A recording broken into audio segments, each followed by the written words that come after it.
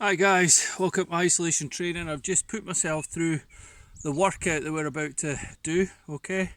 Just to see if it works, if I amended a few things from what I had written down. It's mainly core, there is some cardio involved, but it actually covers your whole body because we're going to do functional as well as isolation core. Not just in the belly, the whole strength, but the tummy will feel like it's working hard. Thing you'll do before we start is you'll hold 1 minute plank after you've warmed up. I want you to be able to see how easy it is to hold the plank for a minute or how difficult. Try the full plank, hold it for the minute, and that is your test at the end to see if this core's worked, okay? I was going to do it in rounds, but what we're going to do is we're going to try and do a nice circuit. Incorporates the whole core but incorporates the whole body as well. You'll work for varying reps, okay, so there will be varying reps, so write these down as you go. I'll also post them on the site or on the group when we do these, okay. The first one is hot knees or mountain climbers, okay. Hot knees is like hot hands, wide stance, but as you bring the knee up for a mountain climber, you come across and touch. We try and reduce that coming in. It will happen slightly. You're just trying to touch that. If you want and you're struggling with that, mountain climbers are fine, but they're not these, and they're not here. You're not on your feet, you're on your toes, and you're working slow on your core. Try not to touch the ground here, keep the foot floating. Okay, so we're going to do 30 of those, 15 on each side. You're then going into ab crunches. Ab crunches for you guys should be easy enough. It's the technique that I'm looking for, and I'm not looking for a sit-up. A lot of people still are thinking they have to go all the way up here. As soon as you get past this point, hip flexors, legs take over, the core stops working. So remember, they arch the back and coming up, placing the hands, and then wherever the hands are, they don't move, okay? 20 reps of those. They then go into what we call an overhead squat. So I'm going to use a TheraBand, keep it quite short, take it out to a Y position, not in front of the head, over the head as much as you can. You can do this without a resistance, a broom handle, and you're trying to sit back, so not forward, not tipping forward, resisting that band from travelling forward. Coming up, driving, squeezing your hips at the top, and then down. We're going to do 15 of those. So I've got sweat in my eye, so it's stinging a wee bit. So 15 reps, so 30 mountain climbers, 20 ab crunches, 15 of those. We'll then go back to the prone position and we're going to do either fireflies or flares. Flares, not like the nightclub. You're going to come through, you're going to drive up, strong in the shoulder, pick the hips up, try and straighten the leg. Come through the other side, drive up, hips strong. If you struggle or worried about shoulders, out to the side. That's your two options on that one. You're then going to do lunges with side bends. The lunges with side bends, you can use a weight if you want, but I'm showing you what I'm going to want before you can use a weight. Hand's going to be up, we're going to be square. The step back, keep this hand down here, down, hand to the sky. As you come up, the hand stays to the sky. We stand up. We'll do 5 on one side, 5 on the other side. If you've got the technique, go for 10 on each side. And if you think you've got the end of the technique, the weight's on this side, always on the hand that's up in the air, okay? And that's opposite to the side that's stepping back. So there you go, there's your next 3 exercises. So your flares, 15 on each side, or fireflies, 15 on each side. Then you're going to do 20. I've actually missed out the Russian twists. That's straight after your flares. So we know the Russian twist, but I'm going to challenge you. I want you to start on the floor with your elbow and come across to the other side with your elbow. Rather than starting here, I always want you leaning on the elbow, coming up and going to the other side. So you'll do 20 of those.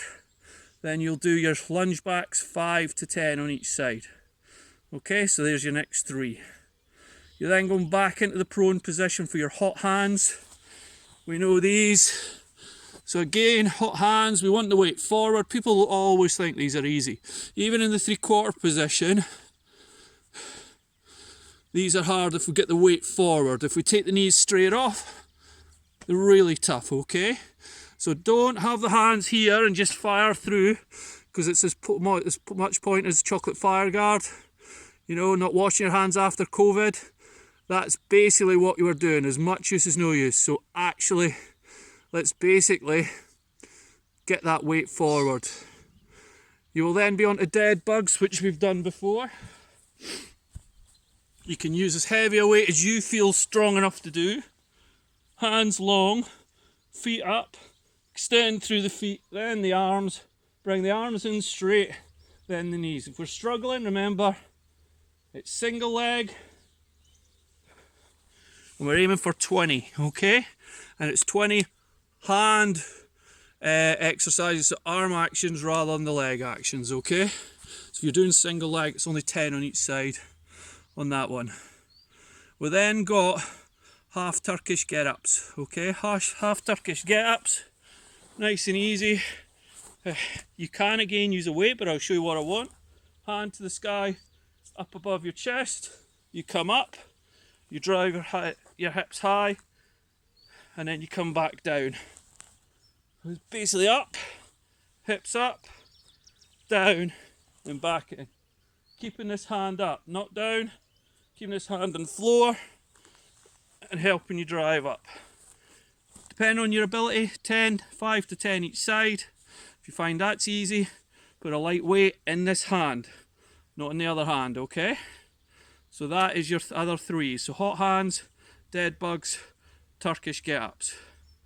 I was then going to do a fancy weighted exercise, and I thought, no, we keep this quite simple, but we're going to have a nice wee finisher. So you've got two finishers. You've got either step-ups or toe taps, and then you're either going to do a burpee with a tuck jump, or you're going to do a really good body extension. And with a body extension, you're going to use a broom or that Dynaband, and I'm going to show you what you're going to do. Okay, your toe taps we've done before, and why we're using toe taps, it makes your knees pick up. Foot on, nice and close, changing each time. Again, simple exercise. You're going to do 20 each leg, then you're going to do 5 burpees with tuck jumps. Now these are only people that can do this. I'm not one people that can't do it thinking, oh, I can't do it, but I'll try it. It's a very technical exercise, but really good for the core. Hands on the ground, jump out, come in. As you come in, all the way up, and see how I land. I land here with the support. Not flat on, I've just cushioned that, so as I come up, I'm landing. Okay? Again, that is for people that have been trained. If you're not doing that and haven't been training that much, you're going to take your Dynaband or your broom handle, you take it down at this position, explode up, back down, explode up, and keep the tension on. That's tight for me. I can feel that working. So as you come up, your core's working. Okay? Do that 4 times through. Alright? Once you've done that, I want you straight into the plank. See if you can hold it for that minute. If you found the core round easy, you can do it twice through before you do the finisher. Okay, so feel free to do the first 3 rounds twice through before you go into the finisher. Now remember, this is not about my abs burning and not feeling it. It is working your whole core, so when you wake up tomorrow morning, you're aware of that, okay? It's a good workout. Work on your technique. Any questions, please give me a message and we'll see how we get on. I've done it, I'm feeling it, but it was a good workout. See you later.